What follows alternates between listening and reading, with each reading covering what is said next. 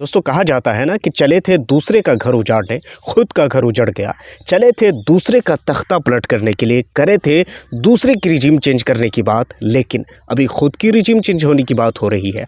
ये बात क्या है मैं बात करूंगा दोस्तों, मगर मैं इसमें कुछ ट्विस्ट मैं आपको देना चाहूँगा और वो भी एंड में।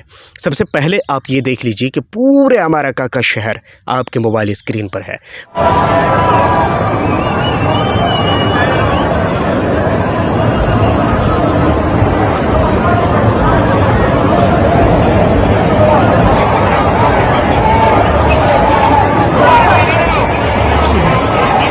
पूरे अमेरिका के शहर में 800 मिलियन के करीब लोग सड़कों पर उतर गए और अमेरिका के अंदर लोग सड़कों पर उतर करके और नो किंग्स का स्लोगन लेकर के और पूरे देश के अंदर में हाहाकार मचा रखे हैं। 3000 से ज़्यादा शहर, 800 मिलियन से ज़्यादा लोग सड़कों पर उतर गए। एस्टिमेट कहीं ज़्यादा कहीं कम भी हो सकता है।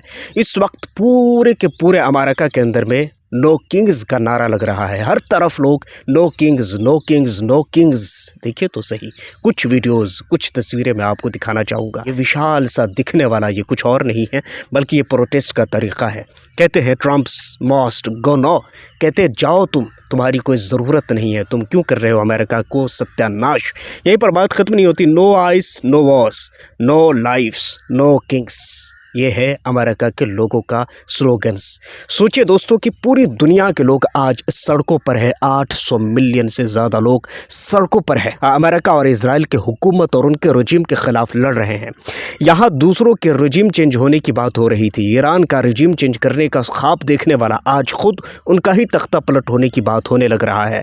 सवाल ये पैदा होता है कि क्या हम इन तमाम चीज़ों को देखने के बाद भी क्या हम अपनी आँखें नहीं खोलते? आज हाथ उठाकर उन लोगों को आशीर्वाद दीजिए, अंबानी को आशीर्वाद, अडानी को आशीर्वाद दीजिए। इन लोगों की वजह से आज हर किसी के मोबाइल में नेट है। इन लोगों की वजह से आज हर कोई फ्री कॉल और हर कोई नेट चला पा रहा है। क्या आपको नहीं पता कि इस दुनिया में हो क्या रहा है? क्या आपको नहीं मालूम कि इस दुनिया में इस वक्त चल क्या रहा है? आप इन तमाम चीज़ों को देखने के बाद कैसे हो सकते हो? कैसे लोग हो कि आप इन तमाम चीज़ों को देख। सोचिए कि अमेरिका जो खुद एक अपने आप में सुपर पावर कहता है, अपने आप में विश्व गुरु कहता है, अपने आप में बहुत सारी चीज़ें कहता है, मगर इन तमाम चीज़ों को देखने के बाद आज अमेरिका के लोग सड़कों पर है। यूरोप के लोग सड़कों पर है। बेंजामिन नेतन्याहू का हाल देखना चाहते हैं? ज़रा इस वीडियो को देखिए। אני מאשימה אותך, בנימין נתניהו. מאשימה אותך בטבח 7 באוקטובר. האסון הגדול. जब खुद उनके ही अपने लोगों ने जब उनका क्रिटिसाइज़ करने लगा तो हाल क्या है? चेहरे का रंग ऐसा कि लगता है तोते उड़ गए हैं। ऐसा लगता है जैसे हालत ख़राब हो गई। ऐसा लगता है जैसे कि भरी बरसात के अंदर में गले सूख गए हैं। ऐसा लगता है जैसे कि पूरी दुनिया उनके सामने से धुंधली और बिल्कुल अंधेरा छा गया है। सवाल ये पैदा होता है कि इन तमाम चीज़ों के बाद भी किसी को अगर नहीं समझ आए तो इसमें हमारा क्या कसूर? दूसरी तरफ अगर आप देखेंगे तो पाकिस्तान ईरान, इजराइल और अमेरिका के जंग को सुलझाने के मामले पर बात कर रहा है, गौर कर रहा है। विश्वगुरु तो हम थे ना, ये पाकिस्तान बीच में कैसे आ गया? विश्वगुरु तो हम थे, हमें सुलझाना था, झगड़ा को ख़त्म करना तो हमें आता था ना, लेकिन ये पाकिस्तान के लोग कर रहे हैं। मुझे कमाल की बात नहीं लगती अगर ये कोई पाकिस्तानी मीडिया दावा कर रहा होता। इन तमाम चीज़ों के बीच पाकिस्तान का भी एक अहम भूमिका निकल कर सामने आ रहा है। वो भूमिका क्या है ये देखिए।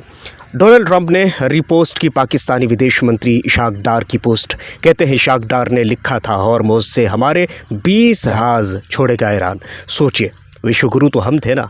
ये जो झगड़े सुलझाने की मेज़ पर इस वक्त जो पाकिस्तान बैठा है, इस जगह तो हमें होना था ना। हम ये दावा भी करते हैं कि हम विश्वगुरु हैं, लेकिन हमें क्या हुआ? पाकिस्तान झगड़े सुलझा रहा है, पाकिस्तान ये कह रहा है और डोनाल्ड ट्रंप उसको रीट्वीट कर रहे हैं। मतलब कि यानी डोनाल्ड ट्रंप की नज़र में पाकिस्तान की इतनी अहमियत है कि वो उसको रीट्वीट कर रहे हैं। और ये बात कोई ऐसे ही मैंने फ्लो में नहीं बोल दिया, बल्कि ये आपका मीडिया क्लेम कर रहा है, ये आपका मीडिया बता रहा है।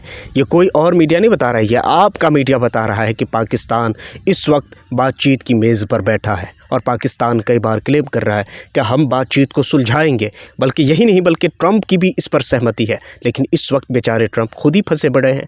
खुद ही 3000 से ज़्यादा शहरों में अमेरिकन लोग निकल करके और सड़कों पर आकर के कह रहे no kings, go back, go back. करीब है कि अगर ऐसा होता रहा और इन तमाम चीज़ों के प्रेशर में आकर ट्रंप ने यह बात कही थी कि अब ईरान को सीरियस होना पड़ेगा, नहीं तो बात अंजाम बड़े ख़तरनाक होंगे। इसके जवाब में ईरान ने बात मानते हुए या डरने के बजाय ईरान ने खुद उसका मुंह तोड़ जवाब दे दिया और ये मीडिया क्लेम कर रहा है, जो कि BBC न्यूज़ है। सोचिए किस तरह की इस वक्त हालत बन चुकी है, लोग किस तरफ जा रहे हैं। अभी रिसेंटली एक खबर आ रही है जिसमें लेबनान के अंदर में इजराइल के एयर स्ट्राइक्स में 3 जर्नलिस्ट मारे गए हैं। सोचिए वो जर्नलिस्ट, मेरे पास वीडियोज़ है, फ़ोटोज़ है, सभी चीज़ है, लेकिन आपको पता है कि बहुत सारी प्रॉब्लम्स क्रिएट होती है यहाँ पर फ़ोटोज़ वीडियोज़ दिखाने के बाद।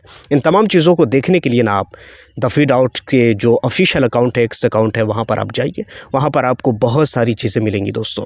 ये चीज़ है, हकीकत ये है इस वक्त पूरी दुनिया देख रही है कि एपिस्टीन फाइल में नंगे घूमने वाले इस वक्त मॉरलिटी की बात करते हैं। पूरी दुनिया इस बात को जानती है कि छोटे छोटे मासूम बच्चों के साथ जुल्म और ज़्यादती करने वाले इस वक्त इंसाफ की बात कर रहे हैं। पहले ही झटके में, पहले ही वॉर में ईरान के 170 से ज़्यादा करीब बच्चियाँ, छोटी छोटी मासूम बच्चियाँ मारी गईं। वुमेन्स इक्वलिटी की बात करते हैं, 170 बच्चियाँ मारने के बाद, 170 से ज़्यादा बच्चियों को ख़त्म करने के बाद वुमेन्स फ्रीडम की बात करते हैं। लगातार मैं इस चीज़ पर नज़र बनाए हुआ हूँ और लगातार मैं इस तरह की जो ख़बरें हैं उसको मैं रिपोर्ट कर रहा हूँ। खैर, आप क्या सोचते हैं नीचे कमेंट सेक्शन में ज़रूर बताइएगा। पहली बार आए हैं चैनल को ज़रूर सब्सक्राइब कर लीजिए, बेल आइकन को प्रेस कर लीजिए।